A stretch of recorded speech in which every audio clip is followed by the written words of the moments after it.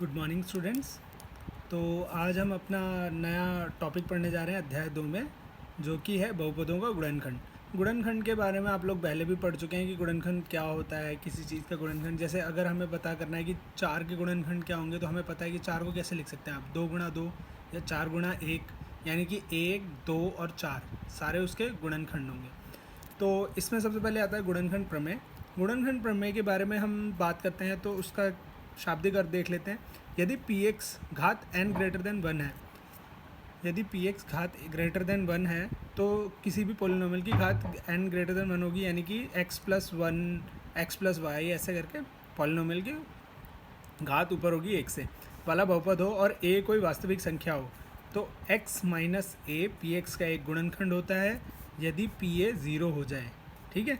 और दूसरा, यदि अगर पी ए ज़ीरो होता है तो x minus A P x का एक गुणनखंड होगा। जैसा कि मैं आपको पहले भी एग्जाम्पलों में समझाता आया हूँ इन सब चीज़ों के बारे में, आप लोग पहले भी इन सब चीज़ों से अवगत हैं कि मान लीजिए जैसे x माइनस 1 दिया गया है। ठीक है। ये कहा जाता है कि किसका गुणनखंड होगा। तो इसके अगर मैं मान लूँ कि इसमें x की जगह पे मैं प्लस 1 रख दूँ, तो ज़रा रखो यहाँ पर 1 माइनस 1 ज़ीरो हो गया, यानी कि प्लस 1 क्या है इसका एक x minus A P x का एक गुणनखंड होगा जब पी ए बराबर 0 हो गया, यानी 1 रखा तो 0 हो गया। ठीक है। तो वही चीज़ इसमें आ जाएगी। ठीक है। अब हम इसे एक उदाहरण से समझते हैं। तो उदाहरण देखिए, उदाहरण 11। जांच कीजिए कि x प्लस 2 बहुपद x cube plus 3x square plus 5x plus 6 और 2x प्लस 4 का एक गुणनखंड है या नहीं। अच्छा, अब गुणनखंड जांच करना है तो अभी तक हमारे पास क्या कंडीशन है, x माइनस 2। तो दिख रहा है यहाँ पर कुछ x प्लस 2, यानी कि a बराबर क्या है यहाँ पर प्लस 2 है, जो कि इस बहुपद पी एक्स, ये पी एक्स हो गया और ये भी पी एक्स हो गया, इनका शून्यक। तो x प्लस 2 का शून्यक माइनस 2 है। अच्छा, शून्यक कैसे ज्ञात करते हैं, ये आपको याद होगा, हमने शून्यक कैसे ज्ञात किए थे कि किसी भी चीज़ को 0 के बराबर रख के जो चीज़ आती थी उसको शून्य ज्ञात करते थे। जैसे कि x प्लस 2 बराबर 0, यानी x बराबर माइनस 2। ठीक है। तो x माइनस 2 शून्य होगा। मान लीजिए पी एक्स क्या है, x cube plus 3x square plus 5x plus 6 और एस एक्स एक और बहुपद माना 2x प्लस 4। तो पहले हम पी एक्स लेते हैं, उसमें माइनस 2 रखते हैं, माइनस 2 का क्यूब क्योंकि x की जगह पे माइनस 2 रखना है, प्लस 3 इंटू माइनस 2 का स्क्वायर प्लस 5 माइनस 2 प्लस 6। तो 2 माइनस 2 का क्यूब माइनस 8, 3 इंटू 2 का स्क्वायर ये प्लस हो जाएगा तो 12, 3 4 जा 12 और 5 इंटू 2 10 और माइनस का साइन माइनस 10 और प्लस 6। ठीक है। तो 12 6 18 और ये दोनों माइनस 18, प्लस 18 और माइनस 18 0। ठीक है। तो अब गुणनखंड प्रमेय से हमें क्या मिल गया कि गुणनखंड प्रमेय को हम फैक्टर थ्योरम भी कहते हैं बेटा, के अनुसार x प्लस 2 इस बहुपद का गुणनखंड है। गुणनखंड क्यों है, क्योंकि आप याद कीजिए कि अगर मेरे को 12 के गुणनखंड निकालने तो क्या क्या होंगे, कैसे कैसे लिख सकता हूँ मैं, 1 गुणा 12 लिख सकता हूँ, 2 गुणा 6, 3 गुणा 4। ठीक है। तो यहाँ दिख रहे हैं ये सारे इसके हैं, यानी कि 1 2 3 4 6 और 12 खुद, ये सारे इसके फैक्टर होंगे। ठीक है। यानी कि जो उसे डिवाइड कर दे बेटा, इसलिए, और डिवाइड करेगा तो 0 तो आएगा ही, क्योंकि आप 2 से 12 को डिवाइड करो तो भी 0 आता है, 3 से करो तो भी 0 आता है। तो अतः गुणनखंड फैक्टर के अनुसार हो गया। अब हम एक एस एक्स वाला ले लेते हैं, इसमें रख के देखते हैं S minus 2, 2 into 2 minus 4 plus 4 0, यानी कि x प्लस 2 2x प्लस 4 का भी एक गुणनखंड है।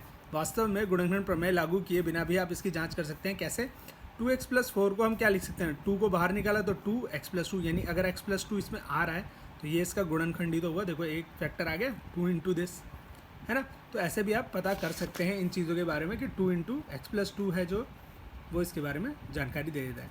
अब बेटा उदाहरण 12 देखते हैं। उदाहरण 12 में क्या कह रहा है कि यदि x माइनस 1 इसका गुणनखंड है तो k का मान ज्ञात कीजिए। अच्छा, अभी हमने क्या बताया था, या तो ये पी एक्स का एक गुणनखंड होगा, और अगर पी ए अगर 0 के बराबर है तो x माइनस ए क्या होगा, पी एक्स का एक गुणनखंड। इस पॉइंट पे अगर 0 है तो इसका गुणनखंड होगा। तो यही हम उदाहरण 12 में बताते हैं। देखिए क्या कह रहा है, ये इसका एक गुणनखंड है, यानी कि अगर इसमें हम ये चीज़ डाल दें तो ये 0 के बराबर होगा। तो k का मान ज्ञात करना है, ये k अननोन है हमारे पास। ठीक, तो ज्ञात करते हैं। x माइनस 1 अगर इसका एक गुणनखंड है तो p1 पे, क्योंकि x माइनस 1 है तो x माइनस 1 इक्वल टू 0, यानी x इक्वल टू 1, यानी कि p1 पे 0 होना चाहिए। तो 4 1 का क्यूब, 3 1 का स्क्वायर, माइनस 4 इंटू 1 प्लस के, 0 होना चाहिए। 4 प्लस 3 माइनस 4, 4 और ये कैंसिल, के प्लस 3 इक्वल टू 0, के बराबर -3, के की वैल्यू आ गई बेटा। तो ऐसे आप अननोन भी निकाल सकते हैं, कब, जब ये दे रखा हो कि ये इसका गुणनखंड है, तब आप इसको 0 के बराबर रख देंगे। ठीक है, अब आते हैं अगली चीज़ पे। अगली चीज़ क्या है कि थोड़ा सा इसमें जानकारी ले लेते हैं कि अब हम घात 2, अभी तक हमने घात 1 के बारे में देखा कि x+1 x+2 किसी का है नहीं। अब देखते हैं, अब हम घात 2 और 3 के कुछ बहुपदों के गुणनखंड ज्ञात करने के लिए गुणनखंड प्रमेय का प्रयोग करेंगे। जैसे कि अगर आपके पास कोई भी द्विघाती बहुपद x² plus LX plus m के बराबर में, मतलब इस टाइप का कोई भी आपके पास एक पॉलिनोमियल है, ठीक है, तो उसके लिए कैसे निकालेंगे, इसमें हम इसका मध्य पद यानी कि LX को विभक्त करेंगे, यानी कि स्प्लिट करेंगे बेटा, अलग अलग करेंगे। तो उसको कैसे करेंगे, मान लीजिए LX को हम AX प्लस BX लिख सकते हैं। जैसे कि अगर मैं आपको एग्जांपल दे दूं थोड़ा सा यहाँ पर, तो जैसे मान लीजिए 5x है, 5x को आप कैसे लिख सकते हैं, 2x प्लस 3x लिख सकते हैं बेटा, क्योंकि 2 प्लस 3 5 और x का x, ठीक है। तो इसी प्रकार LX को आप मान लीजिए कि AX प्लस BX के रूप में लिख सकते हैं, ठीक है। तो इस प्रकार विभक्त करने पे, और इसमें a इंटू बी जो होता है वो m के बराबर होता है, यानी कि 5x तो हो गया, मान लीजिए कोई ऐसा है, यानी 3 2 जा और 3 इंटू 2 6, यानी कि आपका पॉलिनोमियल तो किसी x² plus 5x plus 6 type का होना चाहिए बेटा। तो जो मल्टीप्लाई करके आएगा वो यहाँ पर होना चाहिए 3 इंटू 2, और प्लस करके जो आएगा वो यहाँ पर होना चाहिए, ठीक है बेटा। वही वो कह रहे हैं, a इंटू बी m हो, जो गुणनखंड था, ये गुणनखंड था। तो मान लीजिए x² plus LX plus m को हम कैसे लिख सकते हैं, x प्लस a और x प्लस b के द्वारा प्राप्त किया हुआ। यानी कि अगर मैं इसी एग्जाम्पल की बात करूँ तो यहाँ क्या लिख सकते हो, x प्लस 2 x प्लस 3, ठीक है। तो प्राप्त हो, इस प्रकार अब हम ये हमारे को एक गुणनखंड मिल गया इसमें, ठीक है। गुणनखंड मतलब फैक्टर्स मिल गए ना, एक ये और एक ये, यानी कि अगर मैं -a भी इसके अंदर रखूँ तो भी 0 आएगा, -b भी रखूँ तो भी 0 आएगा। अच्छा क्यों, क्योंकि यहाँ पावर क्या है 2, तो इसके 2 शून्य होंगे, a और b, ठीक। इसी प्रकार अगर कोई, ये तो था कि जहाँ x की, देखो यहाँ पर क्या है 1 है, यहाँ पर अगर 1 ना हो और AX² plus BX plus C type का हो, यानी कि यहाँ पर भी कुछ हो, तो उसका गुणनखंड कैसे करें, उसका गुणनखंड मान लीजिए कि PX और RX प्लस S हैं, इसके गुणनखंड ये हैं मान लिया हमने, तब AX plus BX plus C को कैसे लिख सकते हैं हम, PX प्लस Q और RX प्लस S के टाइप में, ठीक है। अब इसको गुणा कर दीजिए, इसको इससे, इसको इससे, Q को R से और Q को S से, वही किया, देखो PR x², इसको इससे किया है तो PR और x का स्क्वायर, PRS, देखो यहाँ पर है PS प्लस QR और x और S, ठीक है, दिख गया। तो x² के गुणांकों की तुलना कर लीजिए, जैसे x² का क्या है PR और यहाँ क्या है a, तो यानी a बराबर क्या होगा, PR होगा, ठीक है। उसके बाद b क्या होगा, PS प्लस QR और c क्या होगा, QS, ठीक है बेटा। यहाँ b दो संख्याओं PS और QR का योगफल है, जिनका PS इंटू QR किसके बराबर होगा, AC के, अतः AX² प्लस BX² गुणनखंड करने के लिए हम b को दो संख्याओं के योगफल के रूप में लिखते हैं, जिनका गुणनफल AC हो। आइए इसको उदाहरण से समझते हैं, ठीक है बेटा। अब ज़रा उदाहरण देख लो, आपको समझ में आ जाएगा सब कुछ कि हमने अभी तक क्या क्या बात करी है। तो उदाहरण 13 क्या है कि पहला है बेटा, मध्य पद विभक्त करके तथा गुणनखंड प्रमेय का प्रयोग करके 6x² प्लस 17x प्लस 5 का गुणनखंड कीजिए। अच्छा ये किस टाइप का है, देखो ये AX² plus BX plus C type का दिख रहा है आपको, A के साथ है, ठीक है। तो इसमें P और Q ज्ञात करने के लिए हम क्या करेंगे, P प्लस Q क्या होना चाहिए बेटा, 17, मैंने कहा था ना, प्लस करके ये आना चाहिए और मल्टीप्लाई करके क्या आना चाहिए, 6 5 से 30, यानी PQ क्या आना चाहिए, 30 आना चाहिए, ठीक है। तो अब ज़रा मध्य पद को हम विभक्त करके देखते हैं।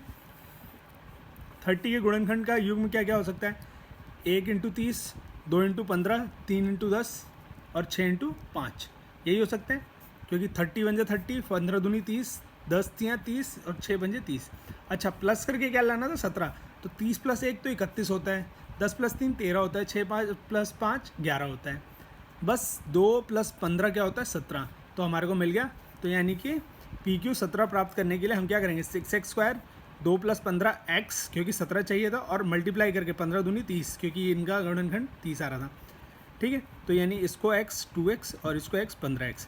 अच्छा इन दोनों में देखिए 2 कॉमन है, 2 और x कॉमन है, निकाल दिया, 2 3 जा 6 और 2 2 जा 2 1 जा 2, ऐसे यहाँ 5 कॉमन है तो 5 निकाला, 3x प्लस 1, यानी एक आया 3x प्लस 1, एक आया 2x प्लस 5, ठीक है बेटा, यानी यहाँ पर याद आ गया होगा आपको। अब आते हैं हम 14वें में, उदाहरण 14। इसमें क्या करना है बेटा हमें, तो इसमें देखिए हमें क्या करना है, इसमें करना है कि गुणनखंड प्रमेय की सहायता से Y square minus 5y plus 6 का गुणनखंड कीजिए। ये किस टाइप का, x square plus l x plus m वाले टाइप का बेटा, यहाँ वाई के साथ कुछ नहीं है।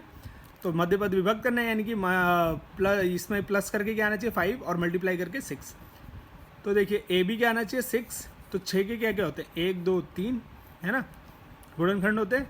तो पहले हम 1 रख के देखते हैं इसमें, तो 1 रखिए ज़रा, 1 माइनस 5 प्लस 6, तो 6 7 माइनस 5 2, 0 नहीं आ रहा, नॉट इक्वल टू 0, ये छोड़ देते हैं हम। 2 रख के देखें, तो 2 रखने पे क्या आ रहा है 0 आ रहा है, ठीक है बेटा, 2 रखा तो क्या आ रहा है 0 आ रहा है, 2 का स्क्वायर ये, तो यानी कि y माइनस 2 और पी वाई का एक गुणनखंड होगा। P3 रखने पे भी 0 आ रहा है, यानी y माइनस 3 भी इसका एक गुणनखंड होगा। ठीक है बेटा, मिल गया आपको। अब यहाँ पर आपको ये तो ट्राई से मिल गया, आप कहोगे सर इसमें तो ऐसा ढूंढ लिया हमने 0 रख के देखने में, यहाँ पर हमने कुछ अलग किया था। तो यहाँ पर भी आप चाहे तो मध्य पद इसका विभक्त करके आंसर ला सकते हो, जैसे कि Y square minus 5y plus 6, इसको क्या लिख सकते हो बेटा, आप याद करो, 5 आना चाहिए जोड़ के और मल्टीप्लाई करके क्या आना चाहिए 6। तो याद करो कि किस चीज़ को जोड़ के 5 आता है, तो 5 आता है बेटा, -5 लाना है, तो -5 कब आता है, -2 -3 माइनस माइनस प्लस और 2 3 5। तो आप इसको कैसे लिखते हो, y square minus 2x minus 3x plus 6। ठीक है, इसको कैसे लिख सकते हो, y कॉमन है दोनों में, तो y को कैसे लिखते हो, y निकाला मैंने यहाँ से, तो y माइनस 2, इससे y कॉमन निकाल दिया।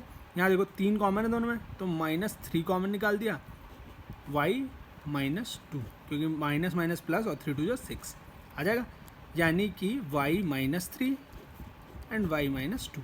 इसका भी मध्यपद विभक्त करके भी ऐसे कर सकते हो, और या फिर आप ट्रायल से कर सकते हो कि 6 का गुणनखंड लिया और जिससे 0 आ जाए वो इसके गुणनखंड। ठीक है बेटा, आप दोनों मेथड से कर सकते हो। इसको मान लो मेथड 1, जो हो गया आपका मेथड 2, जिसमें आपने मध्यपद विभक्त किया था।